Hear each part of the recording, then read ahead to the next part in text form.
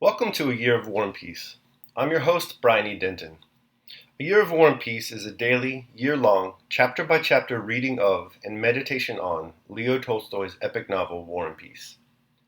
In these videos and podcasts, you'll be treated to a free reading of one chapter per day of the novel, plus a reflective essay I've written individually tailored to that day's chapter. These readings are offered for free, though if you'd like to support me, you can do so in one of three ways. First, you could purchase my ebook, A Year of War and Peace.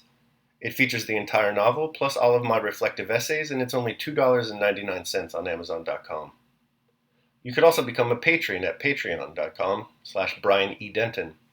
If you sign up there, you'll receive a sonnet once a month, plus a link to an ebook of my collected sonnets. Finally, if you like, you can make a one-time donation to my PayPal account. The email there is brianedenton@gmail.com. You can also use that email to contact me. I'd be happy to hear from you. Your support is greatly appreciated. Today's reading and reflection is on Chapter 43. Chapter 43. Prince Begration, having reached the highest point of our right flank, began riding downhill to where the roll of musketry was heard, but where on account of the smoke nothing could be seen. The nearer they got to the hollow, the less they could see, but the more they felt the nearness of the actual battlefield. They began to meet wounded men. One with a bleeding head and no cap was being dragged along by two soldiers who supported him under the arms. There was a gurgle in his throat and he was spitting blood. A bullet had evidently hit him in the throat or the mouth. Another was walking sturdily by himself but without his musket, groaning aloud and swinging his arm, which had just been hurt, while blood from it was streaming over his greatcoat as from a bottle. He had that moment been wounded and his face showed fear rather than suffering. Crossing a road, they descended a steep incline and saw several men lying on the ground. They also met a crowd of soldiers, some of whom were unwounded. The soldiers were ascending the hill, breathing heavily, and despite the general's presence, were talking loudly and gesticulating. In front of them, rows of gray cloaks were already visible through the smoke, and an officer, catching sight of Begration, rushed shouting after the crowd of retreating soldiers, ordering them back. Begration rode up to the ranks along which shots crackled now and there, drowning the sound of voices in the shouts of command. The whole air reeked with smoke. The excited faces of the soldiers were blackened with it. Some were using their ramrods, others putting powder on the touchpans and taking charges from their pouches, while others were firing, though who they were firing at could not be seen for the smoke which there was no wind to carry away. A pleasant humming and whistling of bullets were often heard. "What is this?" thought Prince Andrew, approaching the crowd of soldiers. "It can't be an attack, for they are not moving. It can't be a square, for they are not drawn up for that." The commander of the regiment, a thin, feeble-looking old man with a pleasant smile, his eyelids drooping more than half over his old eyes, giving him a wild expression, rode up to Begration and welcomed him as a host welcomes an honored guest. He reported that his regiment had been attacked by French cavalry, and that, though the attack had been repulsed, he had lost more than half of his men. He said that the attack had been repulsed, employing his military term to describe what had occurred to his regiment, but in reality he did not himself know what had happened during the half hour the troops entrusted to him, and could not say with certainty whether the attack had been repulsed or his regiment had been broken up.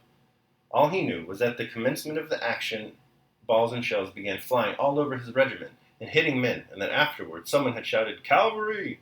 and our men had begun firing. They were still firing, not at the cavalry which had disappeared, but at French infantry, who had come into the hollow and were firing at our men. Prince Begration bowed his head as a sign that this was exactly what he had desired and expected. Turning to his adjutant, he ordered him to bring down the two battalions of the 6 chasseurs whom they had just passed. Prince Andrew was struck by the changed expression on Prince Begration's face at this moment.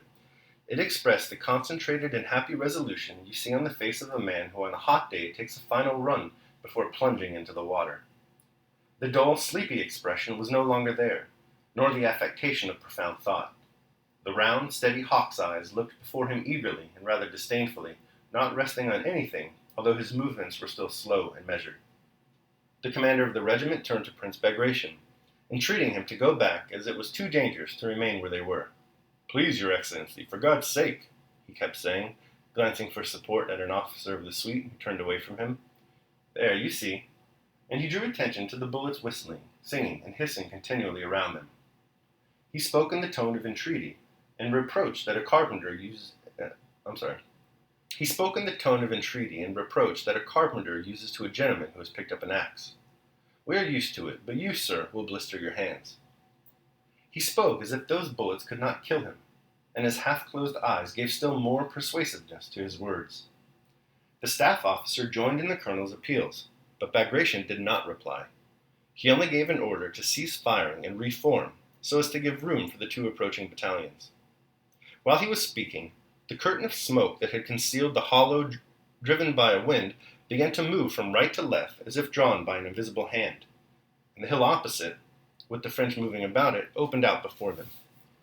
All eyes fastened involuntarily on this French column advancing against them and winding down over the uneven ground. One could already see the soldiers' shaggy caps, distinguish the officers from the men, and see the standard flapping against its staff. "They march splendidly," remarked someone in Bagration's suite. The head of the column had already descended into the hollow. The clash would take place on this side of it. The remains of our regiment, which had been in action, rapidly formed up and moved to the right. From behind it, dispersing the laggards, came 2 battalions of the 6th Chasseurs in fine order. Before they had reached Bagration, the weighty tread of the massive men marching in step could be heard. On their left flank, nearest to Bagration, marched the company commander, a fine round-faced man with a stupid and happy expression, the same man who had rushed out of the wattle shed. At that moment he was clearly thinking of nothing but how dashing a fellow would appear as he passed the commander. With the self-satisfaction of a man on parade, he stepped lightly with his muscular legs as if sailing along, stretching himself to his full height without the smallest effort, his ease contrasting with the heavy tread of the soldiers who were keeping step with him. He carried close to his leg a narrow unsheathed sword, small, curved, and not like a real weapon, and looked now at the superior officers and now back at the men without losing step, his whole powerful body turning flexibly. It was as if all the powers of his soul were concentrating on passing the commander in the best possible manner, and feeling that he was doing it well, he was happy. Left, left, left, he seemed to be repeating to himself at each alternate step. And in time to this, with stern but varied faces, the wall of soldiers burdened with knapsacks and muskets marched in step. In each one of these, hundreds of soldiers seemed to be repeating to himself at each alternate step, left, left, left. A fat major skirted a bush, puffing and falling at a step. A soldier who had been fallen behind, his face showing alarm at the defection, ran at a trot, panting to catch up with his company. A cannonball, cleaving the air, flew over the heads of Bagration and his suite and fell into the column to the measure of left, left. "Close up," said the company commander's voice in jaunty tones. The soldiers passed in a semicircle around something where the ball had fallen, and an old trooper on the flank, a non-commissioned officer, who had stopped beside the dead man, ran to catch up to his line, and falling in step with a hop, looked back angrily, and through the ominous silence and the regular tramp of feet beating the ground in unison, one seemed to hear, left, left, left. "Well done, lads," said Prince Begration. "Glad to do our best, your excellency," came a confused shout from the ranks. A morose soldier marching on the left turned his eyes on Bagration as he shouted, with an expression that seemed to say, "We know that ourselves." Another, without looking around, as though fearing to relax, shouted with his mouth wide open and passed on.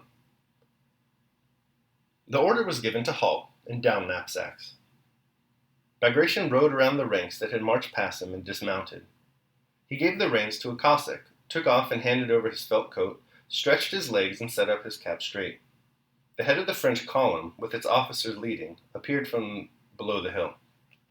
"Forward with God," said Bagration in a resolute, sonorous voice.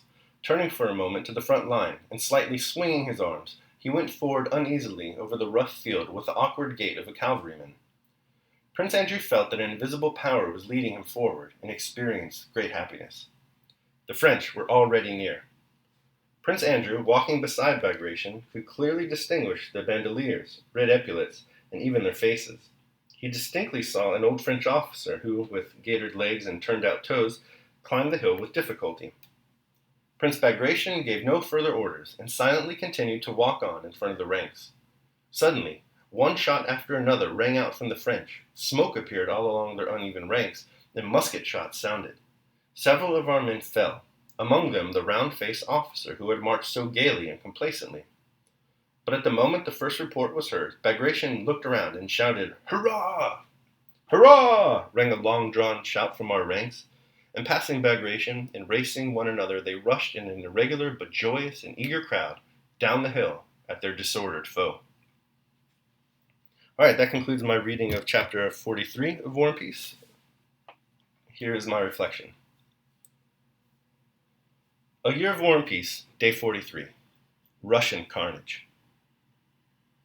This is a chapter, just one of many found in the novel, of absurd butchery. It's filled with a whole battery of cannon and musketry fire. Each senseless bombardment of artillery that finds its mark lends support to Michael Williams' argument against Henry V that there are few die well that die in battle. Begration, with Prince Andrew by his side, surveys all he can through the increasing fog of war. It's a total bloodbath. Bullets in throats, bullets in mouths, blood on greatcoats, blood on the ground. And yet, it continues. These men from opposite sides of Eurasia, men who have never nor will ever meet each other, continue their murderous charge. We witness a company commander, a round-faced man with a stupid and happy expression, march toward the French with nothing on his mind other than to look good for Bagration. Why? We're offered no explanation. We do read that Prince Andrew feels an invisible power propelling him forward and that he's happy for it. This invisible power, I suspect, is related to yesterday's observation that within these chapters Tolstoy is seeding the ideas that grow into his theory of history found in the later chapters of the novel. In the end, however, all we're left with is the senseless and absurd violence. Given the tenor and vehicle of the following simile, it's difficult to raise a better meditation to accompany today's reading. Daily meditation. Human life is a sort of target. Misfortune is always firing at it, and always hitting the mark. Wilkie Collins, The Moonstone. All right, that concludes my reading and reflection of chapter 43 of War and Peace. Thank you so much for joining today. Remember that if you'd like to support me, you can do so either by purchasing the ebook, A Year of War and Peace, becoming a patron at patreon.com, or making a one-time donation to PayPal. The links to all that are below. Tomorrow we will be reading and reflecting on chapter 44 of War and Peace. I hope you'll join me. Until then, take care of yourselves and of others.